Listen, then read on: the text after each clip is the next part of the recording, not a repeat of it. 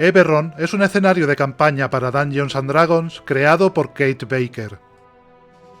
Este escenario combina la fantasía con elementos pulp, aventuras tenebrosas y algunas tecnologías que no son tradicionales en esta temática, como trenes, barcos volantes y seres mecánicos que han sido potenciados con magia. Este escenario está situado en el mundo de Eberron, tras un periodo de recuperación después de una guerra. Entre las diferencias más comunes con el sistema genérico de Dungeons & Dragons podemos encontrar el nivel de magia. La de alto nivel, entre la que se incluyen conjuros de resurrección, no es tan fácil verla como en otros escenarios, mientras que la magia de bajo nivel se deja notar más. Un ejemplo es que muchas ciudades tienen farolas mágicas en sus calles o el rayocarril, un tren de alta velocidad a nivel continental. El alineamiento también es menos importante. Se refuerzan los actos malvados en las razas que por norma general son buenas, y los actos buenos en razas malvadas. Y sabiendo esto, comencemos a hablar de Eberron.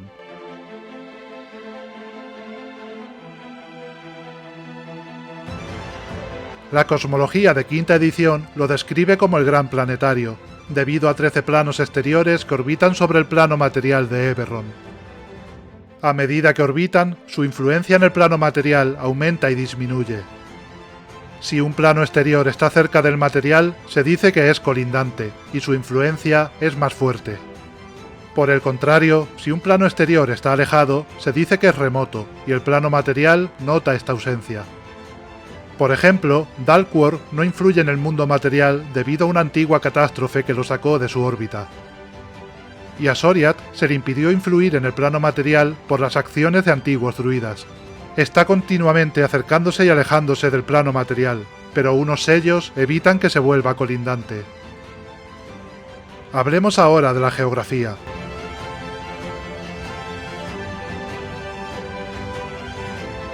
Eberron está formado por 6 continentes que están rodeados de océanos y un inframundo casi infinito.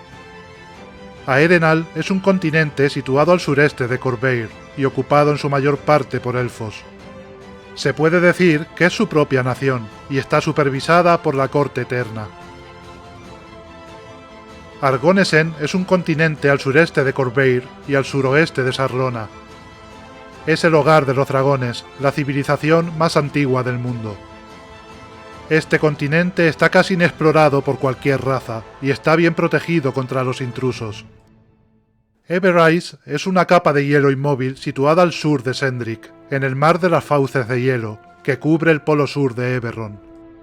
Se cree que existen varias masas de tierra de islas grandes debajo de esta capa de hielo, aunque no está confirmado.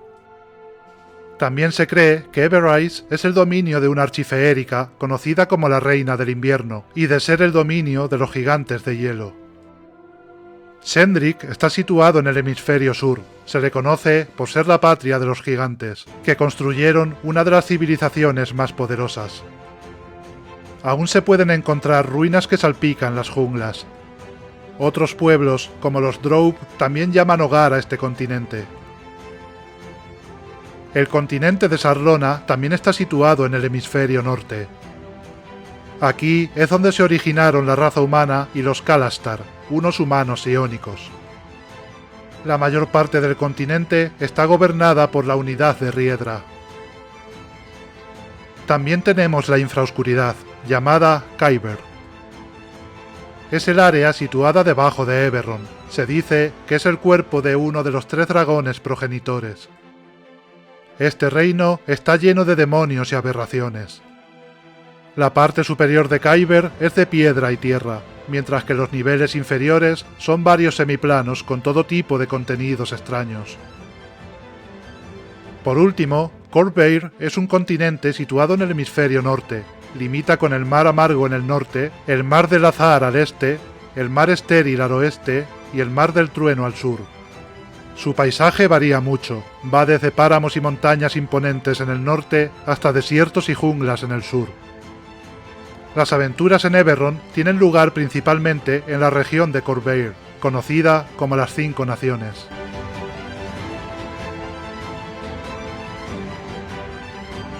Una de ellas es Aundeir, Aunque gran parte de su territorio es boscoso, también posee franjas de campos fértiles que abastecen a las otras naciones con alimentos y vinos finos, mientras que las grandes instituciones de educación superior producen eruditos y conocimiento. Breland disfruta de una de las áreas más grandes de las naciones y territorios. Es una mezcla de tierras de cultivo, bosques y metrópolis en expansión. Karnat es conocida como el lugar de nacimiento de los reyes. Se enorgullece de su herencia y de ser la más antigua de las 5 naciones. Es conocida por utilizar soldados no muertos durante la última guerra y la despiadada dictadura de su monarca. Thrain es la única de las 5 naciones que ha reemplazado su monarquía con una teocracia. A diferencia de las otras naciones que adoran en gran medida la hueste soberana, la religión estatal de Thrain es la llama de plata. Por último, Mournland era antiguamente conocida como Cire, pero ahora es una zona embrujada deshabitada.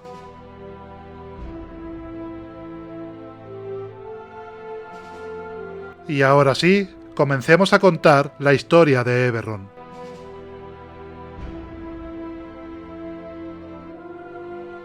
En el pasado mítico, el cosmos era un reino unitario de materia y energía. Los dragones progenitores, los primeros y mayores de su tipo y seres divinos del universo, gobernaban esta creación sin forma. Los 3 más poderosos eran Siberis, un ser dorado y fuente de toda la magia arcana y divina; Eberron, fuente primaria de las energías naturales de la vida; y Kyber, un ser cruel, señor del conocimiento secreto y de los poderes viles y oscuros que se ocultan en la oscuridad. Estos seres dominaban el destino del todo y reflexionaban sobre la forma correcta del universo. Empezaron su trabajo dando forma a los 13 planos de existencia, pero a medida que se daba forma a la realidad, discusiones éticas aparecían entre ellos. Cuando llegó la hora de crear el último mundo, aquel en el que girarían el resto, las tensiones entre Siberis y Kyber no se pudieron contener. Finalmente, Kyber se lanzó sobre su brillante hermano, hiriéndolo mortalmente y esparciendo sus escamas por el cielo del nuevo mundo. Eberron, que no era lo suficientemente fuerte como para derrotar a su hermano, sabía que no podía permitir que Kyber se beneficiara. Decidió no luchar con él como había hecho su hermano. En lugar de eso, le abrazó, atrapando a Kyber en su interior mientras mezclaba las esencias de ambos con la que habían creado como corazón del plano material. De esta forma se dio vida a un mundo de tierras fértiles, árboles, animales y océanos. Eberron se transformó en una prisión viviente de la que Kyber nunca podría escapar. Poco después de fusionarse con el mundo, Eberron empezó a manifestar marcas de la profecía dracónica en su cuerpo. Aparecieron marcas rúnicas en la tierra. Cada una de ellas proporciona una pista para el destino del mundo y sus habitantes, pero únicamente para aquellos que sepan cómo interpretarlas.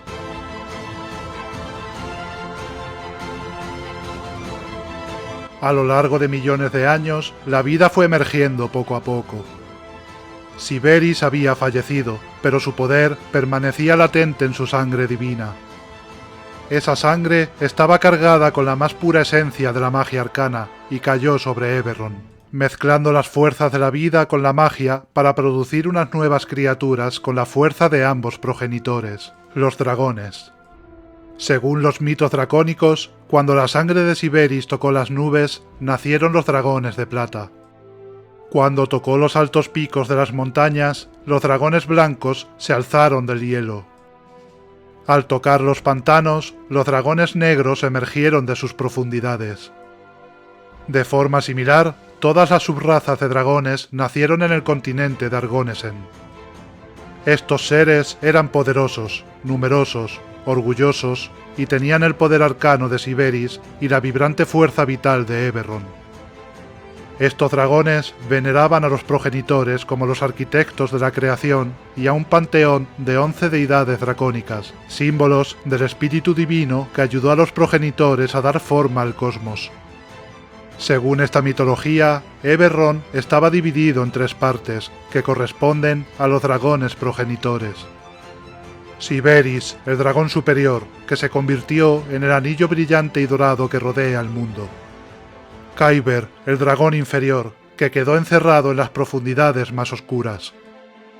Y Eberron, el dragón intermedio, que curó la superficie del mundo uniéndose a él. De esta forma es como llegamos a la era de los demonios.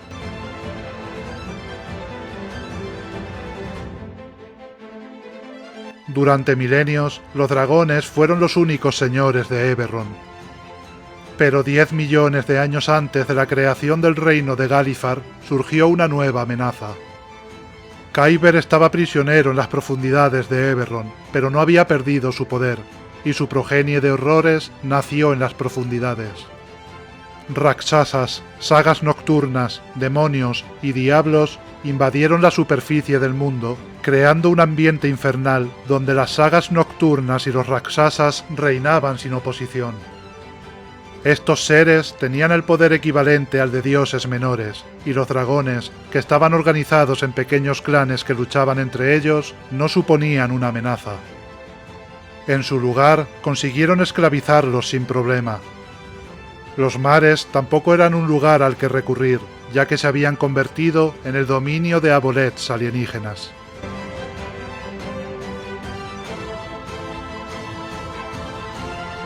Durante más de 8 millones de años, los demonios dominaron el mundo.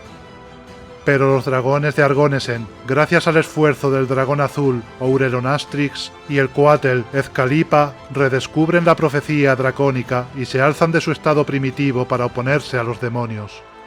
Para ello, se aliaron con el resto de las razas dracónicas descendientes de Siberis, como los cuatl.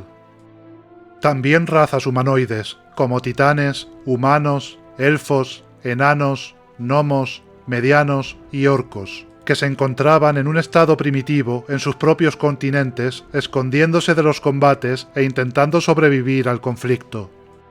Trabajando juntos, Ourelonastrix y Ezcalipa estudiaron los cielos y las estrellas y compararon sus hallazgos con los misteriosos patrones que había en la superficie de la Tierra. Con el tiempo, se convencieron de que ese estudio podía revelar un mapa del futuro, una guía entre la miríada de caminos que la historia puede seguir. Ourelonastrix creía que se trataba de la sabiduría de los progenitores, una huella que marcaba la forma de la realidad.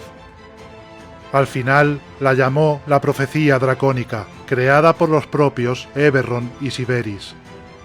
Esta profecía fue la encargada de proporcionar a Ourelonastrix visiones de las debilidades de los demonios.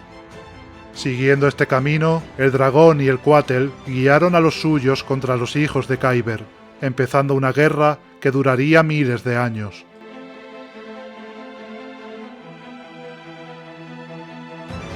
Para ese momento, los demonios y sus seguidores estaban dispersos y confiados, algo de lo que se aprovechó la alianza entre dragones y cuatl para derrotarlos uno a uno. Con el paso del tiempo, la guerra parecía interminable. Los señores supremos, que dirigían a las tropas infernales, parecían inmortales, y vencer a uno solo de ellos era algo temporal, ya que se formaban en las profundidades de Kyber y ningún conjuro era capaz de detenerlos. Los demonios también tenían acceso a armas poderosas que podían utilizar contra los dragones. Tiamat, la hija de Kyber, era la señora suprema más poderosa y creó los orbes de los dragones, unos artefactos que permitían al usuario canalizar el poder infernal para atar a los dragones a su voluntad. Se cree que 7 de estos orbes están entre los tesoros de los dragones más antiguos y poderosos de Argonesen, mientras que el resto permanecen perdidos. Los estudios de Ezcalipa descubrieron un camino a la victoria. Este resultado estaba predestinado en la profecía, pero el coste era terrible. Guiados por Ezcalipa, los cuatl sacrificaron a casi toda su raza y utilizaron su esencia inmortal para convertirse en una fuerza divina y pura por un bien mayor, que más tarde fue conocida como la Llama de Plata. Esta tenía el poder de retener a los señores supremos y a sus seguidores en unas prisiones arcanas en las profundidades del dragón inferior. El autosacrificio de los cuatl eliminó las criaturas demoníacas de la superficie de Eberron, dejando a los dragones como señores de la profecía y los seres más poderosos del mundo. Pero la guerra también dejó algo bueno. Los dragones se unieron y mejoraron sus poderes arcanos, tal vez preparándose para lo que les pudiera deparar el destino.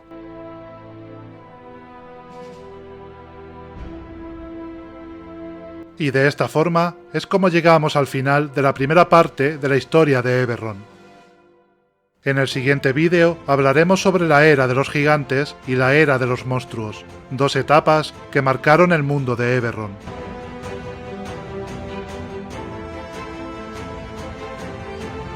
Y ahora sí, me despido.